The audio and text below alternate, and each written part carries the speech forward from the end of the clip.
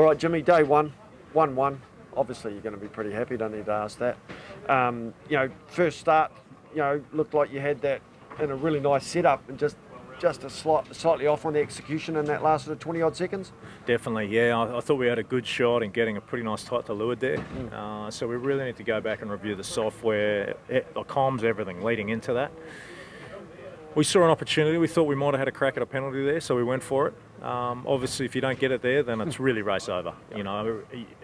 You need a mistake from the other guy from then on.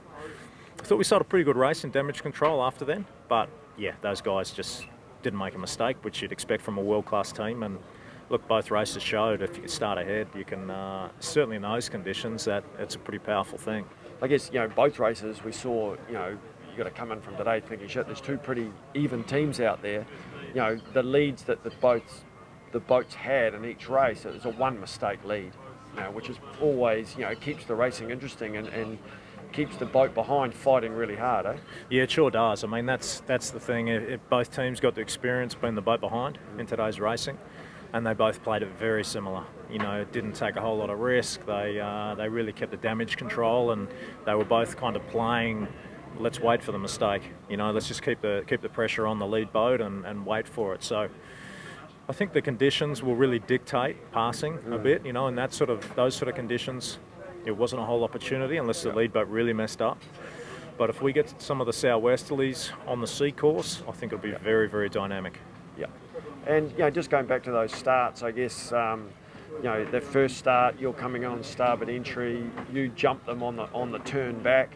Is that sort of part of a strategy, or is that just a race-by-race thing, to be aggressive, to try and mix it up there? Or you were happy to just get a tight to leeward start and try and execute that and race off from there? Yeah, I mean, we saw a little bit of bias in the line, but to be honest, I think it's still too early to really know if the entry plays a big factor in the start. I actually thought there are other circumstances that led to the starts, the boat getting a jump or not, as opposed to the entry. But it's something we're learning every day. Every time we go out there, especially against a high-level team like this, the learning and the growth will be huge. Yeah, well, I guess it's the cool thing still about racing these boats. It's still in the infancy.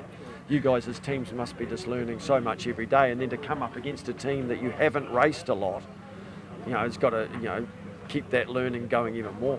Yeah, without a doubt. I think, the level kind of gets higher as you get to the pointy end of the competition. So you really do learn a lot. We haven't raced these guys since Christmas. I think we've taken a good step since that December period. But you can't stop. I mean, that's the key thing I've learned in these campaigns is you have to keep the development cycle rolling through the Cup. And the team that generally does a better job than that and just keeps producing boat speed is the one that'll win. Nice one, I'll see you out there on Friday.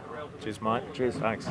1-1, smile on your face, obviously. All three skippers are happy with the day. It almost would feel better for you guys because you won the second race. I know what it's like from sailing when you can come in a little happier. Lots to debrief, I'm sure, tomorrow. Lots of good learnings, finally getting that day one lineup. We all, in this game, you don't really know how you're going to compete against the other guy. To finally get that first race and second race under the belt, what's your gut feel? Well, I think it's a good surprise for everybody that Team New Zealand is not going 10 knots faster, like some people were saying. Real surprise. That they are not hitting 60 plus knots on the better ways. And I think it's a good surprise for everybody. The racing is on. It's about a boat race, and look, we have done some mistakes. They have done some mistakes, and there is a lot on tomorrow on debriefing properly.